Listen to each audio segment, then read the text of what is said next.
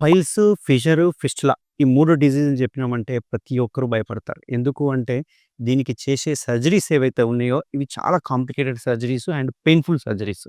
But ఇప్పుడు latest surgeries ఏవైతే ఉన్నాయో మనకు లేజర్ సర్జరీస్ అవైలబుల్‌గా ఉన్నాయి. ఈ లేజర్ సర్జరీ చేయడం వల్ల ఎటువంటి పెయిన్ ఉండదు. ఎటువంటి బెడ్ రెస్ట్ ఉండదు. ఎటువంటి పథ్యం ఉండదు. అండ్ ఇమ్మీడియేట్‌గా డిశ్చార్జ్ కావచ్చు. చాలామంది పైల్స్ సర్జరీ గాని, ఫిస్టులా సర్జరీ ఉంటే ఏమైతదంటే ఓపెన్ మెథడ్‌లో చేసుకుంటే 1 ½ మంత్ లీవ్ పెట్టేసి ఇంట్లోనే ఉండాల్సొస్తుంది. డ్రెస్సింగ్ చేసుకోవాల్సొస్తుంది. బట్ ఇప్పుడు మనం చేసే లేజర్ టెక్నాలజీ ద్వారా వితిన్ 1 డే‌లో డిశ్చార్జ్ అవ్వడము, సెకండ్ డే నుంచి వాళ్ళ ఆఫీస్‌కెళ్ళిపోవడం అనేది జరుగుతుంది.